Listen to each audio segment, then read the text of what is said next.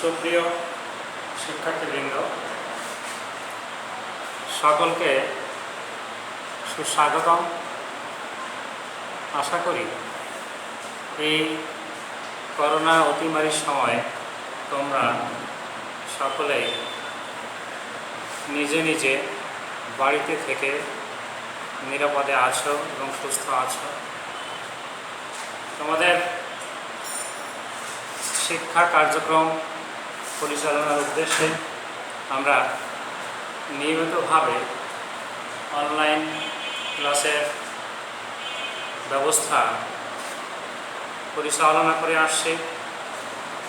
তারই অংশ হিসেবে আজকে আমি একাদশ শ্রেণীর অর্থনীতি প্রথম পত্র থেকে তোমাদের চতুর্থ অধ্যায়ের যে পাঠদান করতে যাচ্ছি সেই অধ্যায়ের শিরোনাম হচ্ছে বাজার বা মার্কেট। আশা করি তোমরা সকলেই এই অনলাইন ক্লাসে সংযুক্ত থাকবে এবং তোমাদের পড়াশোনার যে চলমান প্রক্রিয়া এটি অব্যাহত রাখবে। আমি তোমাদের প্রথমে বলে রাখি, বাজার শব্দটি সম্পর্কে আমরা সকলে কম বেশি অবগত আছি। সাধারণভাবে বাজার বলতে আমরা জানি যে দ্রব্য সামগ্রী ক্রয় এবং বিক্রয়ের একটি স্থান, তাই তো? কিন্তু আমাদের অর্থনীতির ভাষায় এই বাজারের যে অবস্থান একটু ভিন্ন। অর্থনীতিতে বাজার বলতে কোনো নির্দিষ্ট স্থানকে বোঝায় না। কোনো নির্দিষ্ট দ্রব্য সামগ্রীর জন্য ক্রেতা ও বিক্রেতার মধ্যে দর কষাকষির মাধ্যমে একটি নির্দিষ্ট মূল্য স্থির হওয়ার যে প্রক্রিয়া, এই প্রক্রিয়াকেই অর্থনীতিতে বাজার বলা হয়ে থাকে। যেমন আমরা বলতে পারি পাটের বাজার, স্বর্ণের বাজার, অথবা ইটের বাজার, শেয়ার বাজার ইত্যাদি বিভিন্ন বাজারগুলো অর্থনীতিতে বাজারের অন্তর্ভুক্ত।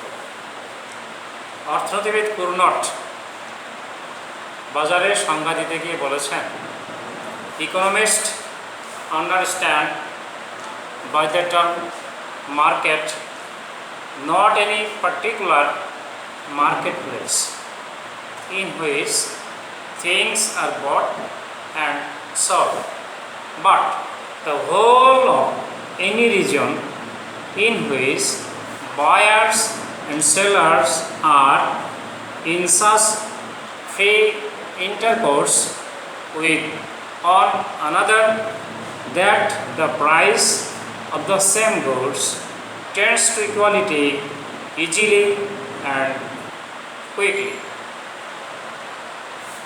এই প্রসঙ্গে বাজারের সংজ্ঞা প্রদান করতে গিয়ে প্রখ্যাত অর্থনীতিবিদ চ্যাপম্যান বলেছেন যে economically interpreted the term market refers not to a place but to a commodity or commodities, the buyers and sellers of which are in competition with each other.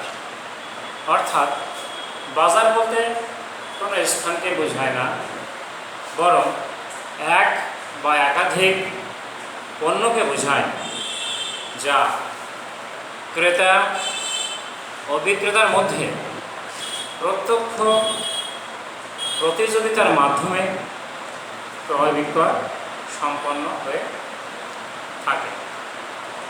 তাহলে আমরা অর্থনীতির ভাষায় বাজার বলতে যে সংজ্ঞা পেলাম সেটি একটি নির্দিষ্ট স্থান নয়।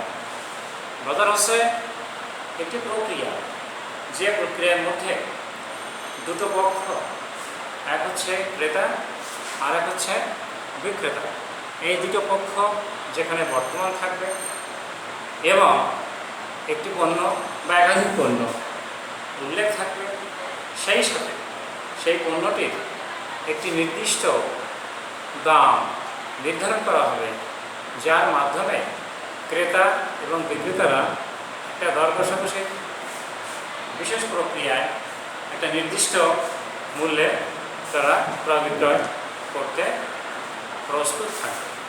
তাহলে অর্থনীতির ভাষায় বাজার হলো কোনো স্থান নয়, বরং একটি বিশেষ প্রক্রিয়া, এবং এই প্রক্রিয়ায় দুটি পক্ষ ক্রেতা এবং বিক্রেতা থাকছেন, আর সেই দুই পক্ষের মধ্যে নির্দিষ্ট কোনো পণ্য বা দ্রব্য নির্দিষ্ট একটি দামে ক্রয় বিক্রয় যে অবস্থায় পৌঁছাচ্ছে সেটি। তাহলে বাজার সম্পর্কে আমরা জানলাম, বাজারের সংজ্ঞা কি, সাধারণ ভাষায় বা বাজারের সংজ্ঞা আমরা দেখেছি, এবং বিশেষভাবে অর্থনীতির ভাষায় বাজার হলো একটু ভিন্ন।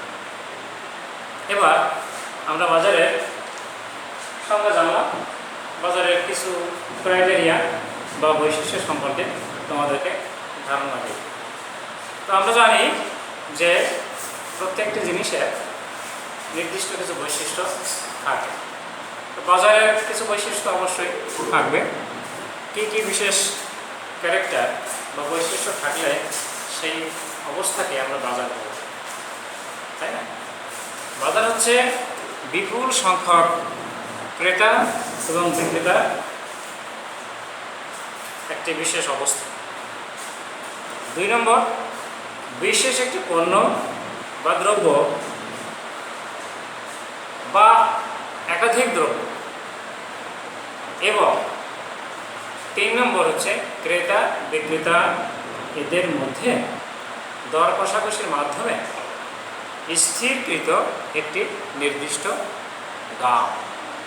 তাহলে 3টি ক্যারেক্টার, 3টি বৈশিষ্ট্য থাকলে আমরা সেই অবস্থাকে বাজার বলছি।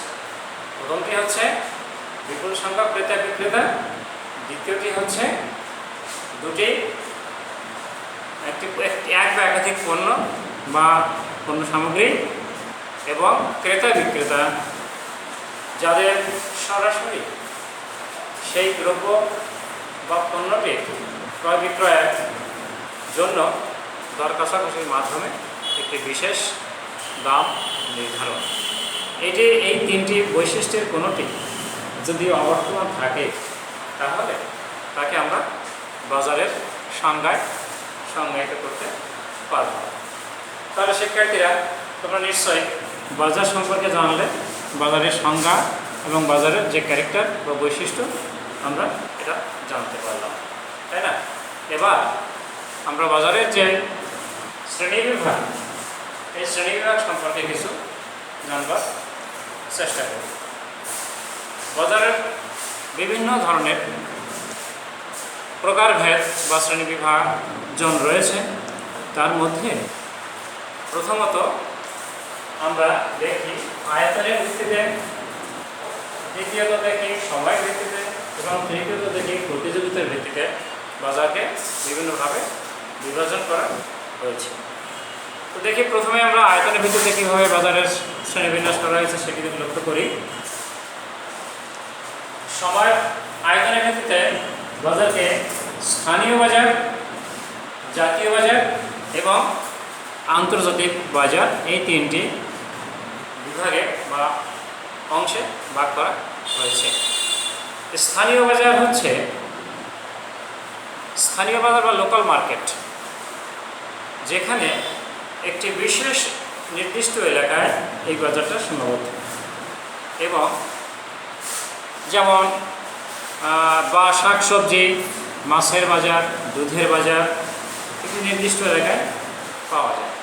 তাহলে এইটি হচ্ছে স্থানীয় বাজার বা লোকাল মার্কেটের উদাহরণ। তারপরে দ্বিতীয়ত হচ্ছে জাতীয় বাজার। জাতীয় বাজার বলতে আমরা বুঝি একটি দেশের মধ্যে সীমাবদ্ধ যে বাজার তাকে জাতীয় বাজার বলা হয়। যেমন দেশে প্রস্তুত বস্ত্র, আসবাবপত্র, প্রসাধনী ইত্যাদি হচ্ছে জাতীয় বাজারের উদাহরণ। আর আন্তর্জাতিক বাজার বলতে আমরা বুঝি যে আন্তর্জাতিক বাজার হচ্ছে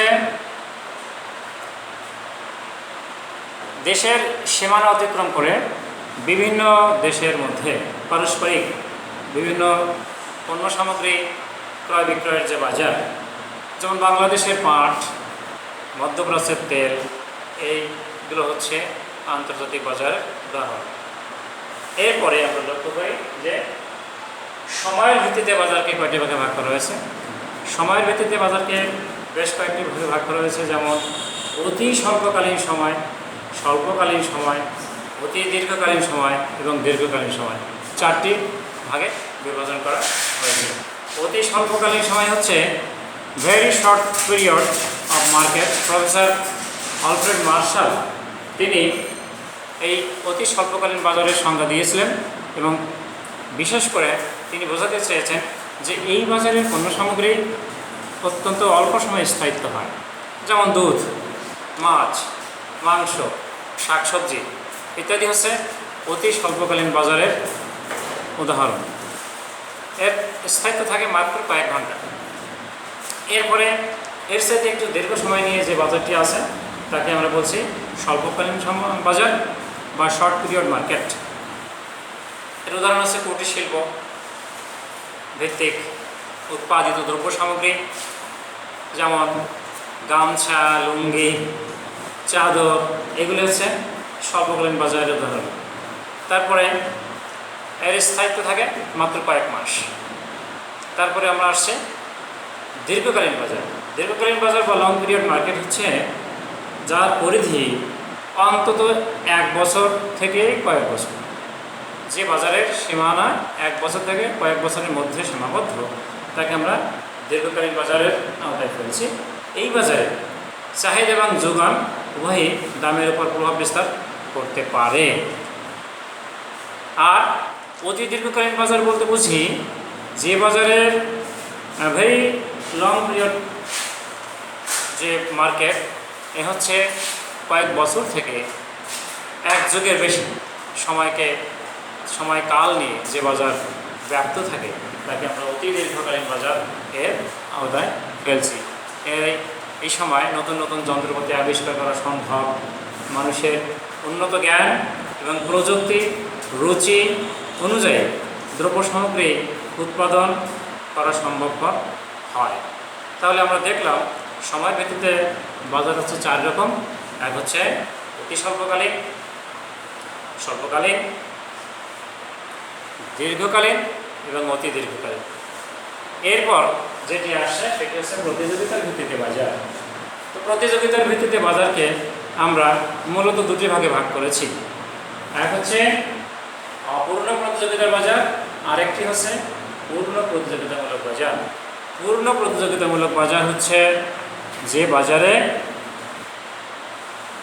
বাজারে দ্রব্য সামগ্রী সমজাতীয় হবে, অসংখ্য ক্রেতা বিক্রেতা থাকবে এবং একটি নির্দিষ্ট দামে দ্রব্য সামগ্রী ক্রয় বিক্রয় হবে। এটা হচ্ছে পূর্ণ প্রতিযোগিতা। আর অপূর্ণ প্রতিযোগিতামূলক বাজারকে আমরা বিশেষ কয়েকটি ভাগে বিভক্ত করেছি, সেইগুলো সম্পর্কে একটু আলোচনা করি। তোমরা খেয়াল করো যে অপূর্ণ প্রতিযোগিতার বাজারকে আমরা প্রথমত ভাগ করেছি একচেটিয়া বাজার বা মনোপলি মার্কেট, দ্বিতীয়ত ডুওপলি মার্কেট বা ডুওপলি। মনোপলি মার্কেটের বিষয় হচ্ছে দ্রব্যের যোগান একজন ব্যক্তি বা একটি মাত্র প্রতিষ্ঠান দিয়ে থাকবে।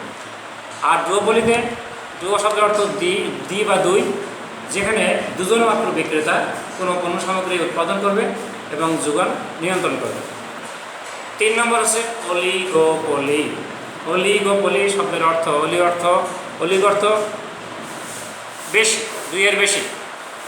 বিক্রেতা বা উৎপাদনকারী যখন দুইয়ের বেশি থাকবে এবং তারা বা মুষ্টিমেয় থাকবে, সেই মুষ্টিমেয় সংখ্যক উৎপাদনকারীর বাজারকে আমরা অলিগোপলি বাজার বলছি। যেমন লৌহ এবং ইস্পাত শিল্প, কম্পিউটার শিল্প ইত্যাদি। এরপরে আসছে একচেটিয়ামূলক প্রতিযোগিতার বাজার, মনোপলিস্টিক কম্পিটিশন। এখানে বহু সংখ্যক বিক্রেতা এক না হলেও প্রায় একই ধরনের দ্রব্য সামগ্রী যখন উৎপাদন করে অথবা বিক্রয় করে তাকে বলা হচ্ছে একচেটিয়ামূলক প্রতিযোগিতার বাজার। যেমন সাবান, টুথপেস্ট, ব্লেড ইত্যাদি।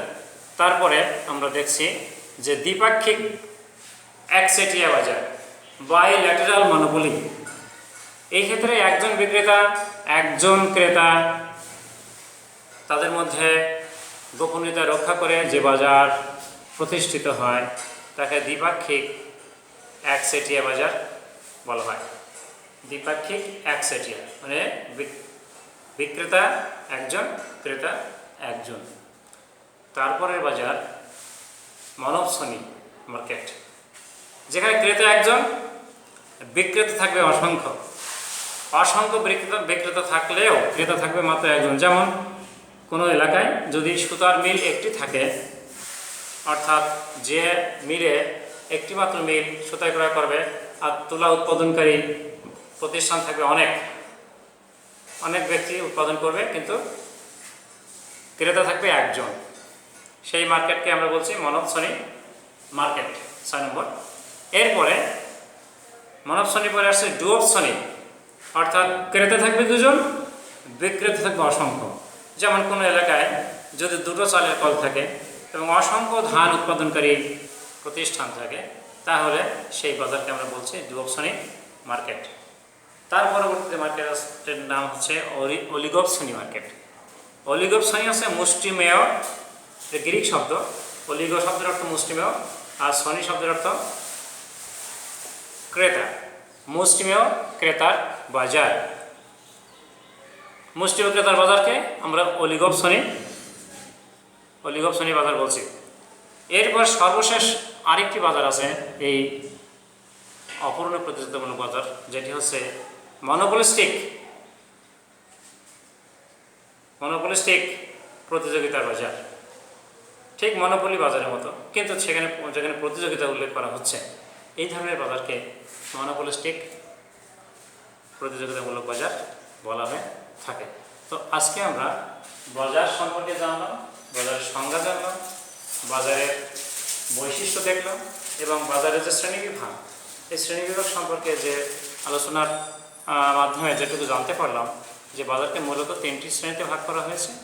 একটি হচ্ছে আয়তনের ভিত্তিতে, 2 নম্বর হচ্ছে সময়ের ভিত্তিতে এবং 3 নম্বর হচ্ছে প্রতিযোগিতার ভিত্তিতে। প্রতিযোগিতার ভিত্তিতে বাজার হচ্ছে 2টি, একটা হচ্ছে অপূর্ণ প্রতিযোগিতার বাজার আর একটা হচ্ছে পূর্ণ প্রতিযোগিতার বাজার। অপূর্ণ প্রতিযোগিতার বাজারকে আমরা কয়েকটি বিভাগে ভাগ করা হয়েছে, সেগুলো সম্পর্কে আলোচনা করলাম। তোমরা নিশ্চয়ই উপলব্ধি করেছ এবং আগামী ক্লাসে আমরা আরও বেশি বিস্তারিত এই নিয়ে জানব। আজকের মতো তোমাদের কাছ থেকে বিদায় নিচ্ছি। সকলেই ভালো থাকো এবং এই করোনাকালীন সময়ে স্বাস্থ্যবিধি মেনে নিরাপদ থেকে তোমাদের পড়াশোনার কার্যক্রম পরিচালনা করবে এবং সরকার নির্ধারিত নিয়মকানুন সুষ্ঠুভাবে সকলে মেনে চলবে, এই প্রত্যাশা রেখে তোমাদের সুস্বাস্থ্য কামনা করে এখন শেষ করছি। ধন্যবাদ সবাইকে।